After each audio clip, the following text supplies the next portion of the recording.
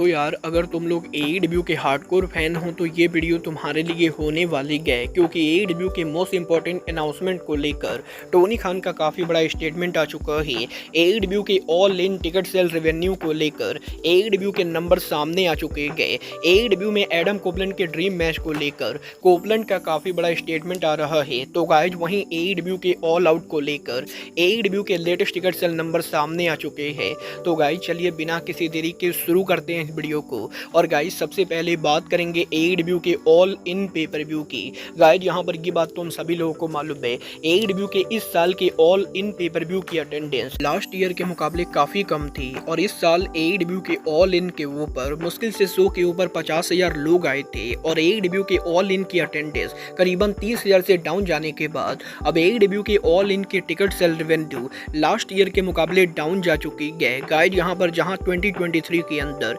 AEW के all इन pay per view के ऊपर एईडब्ल्यू ने टिकट सेल के जरिए करीबन $10 मिलियन का रेवेन्यू किया, वहीं 2024 में एईडब्ल्यू के ऑल इन के जरिए एईडब्ल्यू ने टिकट सेल से मात्र यहाँ पर $6 मिलियन का रेवेन्यू किया है, जो लास्ट ईयर के मुकाबले करीबन 4 मिलियन कम है। और क्योंकि इस साल के ऑल इन की टिकट प्राइस और शो की अटेंडेंस दोनों ही कम थी, तो इसीलिए इस साल एईडब्ल्यू के ऑल इन के जरिए एईडब्ल्यू ने फाइनल टिकट सेल रेवेन्यू करीबन $6 मिलियन किया है, जो यहाँ पर एईडब्ल्यू के लिए फिर भी काफ़ी बढ़िया चीज़ है। वेल गाइस देखना दिलचस्प होगा कि नेक्स्ट ईयर यूएसए में एईडब्ल्यू के पहले ऑल इन के जरिए एईडब्ल्यू टिकट सेल से कितना रेवेन्यू करती है। बट गाइस चलिए फिलहाल आगे बढ़ते हैं और बात करते हैं एईडब्ल्यू के upcoming pay per view AEW all out 2024 की। गाइस यहाँ पर ये बात तो हम सभी लोगों को मालूम है, अब से यहाँ पर मात्र 24 घंटों के अंदर एईडब्ल्यू का all out pay per view live जाने वाला है। और अब जबकि ऑल आउट को मात्र 24 घंटे बचे गए तो ऑल आउट को लेकर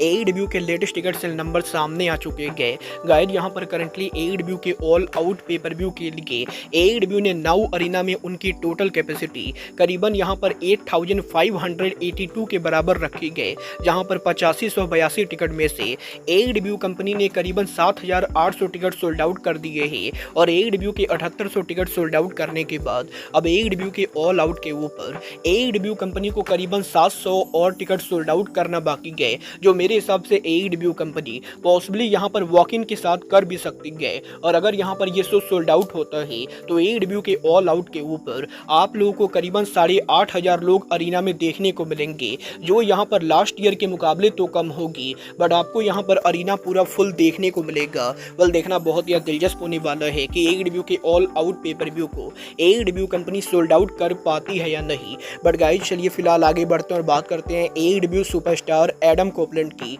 गाइज यहाँ पर इस हफ्ते एडम कोपलैंड के लेटेस्ट इंटरव्यू के ऊपर एडम कोपलैंड ने एईडब्ल्यू में उनके रिटर्न और ड्रीम मैच को लेकर बात की, जहाँ पर एडम कोपलैंड का ये कहना है कि एईडब्ल्यू में कोपलैंड के डेब्यू करने के बाद एडम कोपलैंड ने मेजॉरिटी ऑफ टाइम एईडब्ल्यू के अंदर क्रिश्चियन केज के साथ राइवलरी की थी और इसीलिए एईडब्ल्यू के अंदर कोपलैंड के डेब्यू के 1 साल पूरा होने के बाद भी अभी तक कोपलैंड ने एईडब्ल्यू में ज़्यादा रेसलर्स को फेस नहीं किया है। और एडम कोपलैंड ये प्लान कर रहे हैं कि इस बार जैसे ही उनकी इंजरी हील होती है वो एईडब्ल्यू के अंदर मल्टीपल ड्रीम मैचेज रेसल करेंगे, और वो मेनली एईडब्ल्यू के अंदर केनी ओमेगा, विल ऑस्प्रे और एईडब्ल्यू सुपरस्टार ओकाडा जैसे रेसलर्स को फेस करना चाहते हैं। और गाइज एडम कोपलैंड का ये कहना है कि पर्सनली एईडब्ल्यू के अंदर केनी ओमेगा और विल ऑस्प्रे एडम कोपलैंड के फेवरेट रेसलर है और वो यहाँ पर हमेशा से ही इन दोनों रेसलर्स को फेस करना चाहते थे। और अब जबकि ये दोनों एईडब्ल्यू के अंदर है और कोपलैंड भी एईडब्ल्यू के अंदर है, तो वो यहाँ पर डेफिनेटली एईडब्ल्यू पर रिटर्न करने के बाद केनी ओमेगा और विल ऑस्प्रे को फेस करना चाहेंगे। और वो एईडब्ल्यू के अंदर रिटर्न करने के बाद एईडब्ल्यू के अंदर यंग बॉक्स और एफटीआर जैसे रेसलर्स के साथ टैग टीम के अंदर भी काम करना चाहेंगे। मतलब ये तो आने वाला टाइम बताएगा कि कोपलैंड के रिटर्न होने के बाद वो एईडब्ल्यू में किसके साथ फ्यूड करते हैं। बट गाइज चलिए फिलहाल आगे बढ़ते हैं और बात करते हैं एईडब्ल्यू सुपरस्टार डेनियल गार्सिया की। गाइज यहाँ पर इस हफ्ते गार्सिया के लेटेस्ट इंटरव्यू के ऊपर डेनियल गार्सिया ने फाइटफुल के साथ एईडब्ल्यू के इंटरनेट क्रिटिसिज्म को लेकर बात की, जहाँ पर गार्सिया का ये कहना है कि एईडब्ल्यू कंपनी के ऊपर आज के टाइम पर जो चीज़ सबसे ज़्यादा भारी पड़ रही है वो यहाँ पे इंटरनेट पर लोगों का एईडब्ल्यू को लेकर हेट फैलाना है। और गार्सिया का ये कहना है कि काफ़ी बार वो देखते गए कि इंटरनेट के ऊपर काफ़ी सारे लोग एईडब्ल्यू को लेकर वैलिड क्रिटिसिज्म करते गए गए, but majority of time internet के ऊपर लोग यहाँ पर बिना मतलब के AEW को टारगेट करते गए और इसको बढ़ावा देने वाले लोग और कोई नहीं बल्कि रेसलिंग बिजनेस में काम कर चुके लेजेंड जैसे लोग हैं, जो यहाँ पर रेसलिंग बिजनेस में काम करने के बाद अब यहाँ पर खुद का पैसा बनाने के लिए AEW को लेकर नेगेटिविटी बातें करते गए। और डैनियल गार्सिया यहाँ पर इनडायरेक्टली जिम कॉर्नेट और एरिक बिस्कॉफ जैसे लोगों को मॉक करते हुए इंटरव्यू के अंदर ये बोलते गए कि AEW कंपनी के रेसलिंग बिजनेस में होने से ना कि आज के टाइम पर पूरा रेसलिंग बिजनेस बहुत ही ज़्यादा हेल्दी गए, बल्कि AEW के मार्केट में होने से कई सारे ऐसे बेरोजगार लोग हैं जिन्हें यहाँ पर रोजगार मिला है। और डैनियल गार्सिया का ये कहना है कि AEW के मार्केट में होने की वजह से जहाँ यहाँ पर AEW की वजह से दूसरी कंपनीज के रेसलर्स को भी हाई सैलरी मिल रही है, वहीं AEW के मार्केट में होने की वजह से कई सारे ऐसे लोग जिनके पास कोई काम नहीं गए वो यहाँ पर AEW को लेकर हेट फैलाकर पैसा बना रहे गए। और इनडायरेक्टली जो लोग AEW को हेट करते गए वो भी यहाँ पर AEW के जरिए ही पैसा बना रहे गए। और गाइस बेसिकली यहाँ पर गार्सिया का ये कहना है कि जिम कॉर्नेट और एरिक बिस्कॉफ जैसे लोग उनके पॉडकास्ट के ऊपर AEW को लेकर नेगेटिविटी फैलाकर उनका पैसा बना रहे गए, जो यहाँ पर एक तरह से बिल्कुल ही सही बात है। वाल आप यहाँ पर गार्सिया की बातों से एग्री करते हो या नहीं, आप लोग मुझे कमेंट करके बताइए।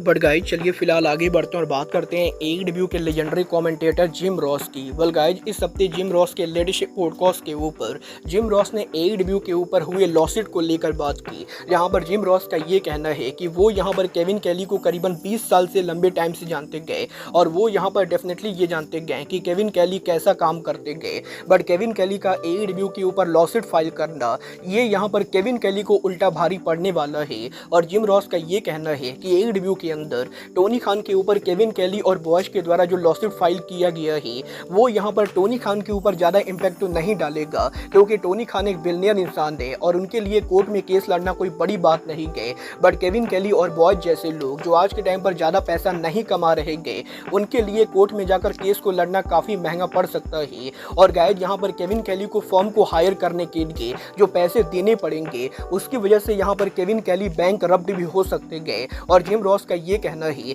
कि डेफिनेटली यहाँ पर WWE और MLW के अंदर WWE की बड़ी कंपनी होने के बाद भी MLW ने WWE से पैसे निकलवाए थे, बट उस सिचुएशन के मुकाबले AEW और केविन कैली की सिचुएशन काफ़ी डिफरेंट है, क्योंकि AEW कंपनी ने यहाँ पर लोगों को फायर किया है जो रेसलिंग बिजनेस के अंदर बिल्कुल ही वैलिड चीज़ है। और इसीलिए इस मामले के अंदर केविन कैली का केस को जीतना बहुत ही ज़्यादा मुश्किल है। जिम रॉस पर्सनली ये बिलीव करते गए कि अगर यहाँ पर इस पूरे केस के एंडिंग के ऊपर टोनी खान की टीम यहाँ पर इस केस को जीत जाती है तो केविन कैली ना कि लॉसिट के अंदर हारेंगे बल्कि वो यहाँ पर वकील को पैसे देने के चक्कर में बैंक करप्ट होने वाले गए, जो केविन कैली को इनडायरेक्टली भारी पड़ेगा। वेल डेफिनेटली यहाँ पर मैं जिम रॉस की बात से पूरी तरह से एग्री करता हूँ और मुझे भी लगता है कि केविन कैली को ये मामला कोर्ट के बाहर सुलझाना चाहिए था, ना कि कोर्ट के अंदर। बट गाइज चलिए फिलहाल आगे बढ़ते और बात करते हैं AEW के प्रेसिडेंट टोनी खान की। वेल गाइज अब जबकि मात्र 24 घंटों के अंदर AEW का ऑल आउट पेपर व्यू होने वाला है तो एक बार फिर से टोनी खान ने सोशल मीडिया के ऊपर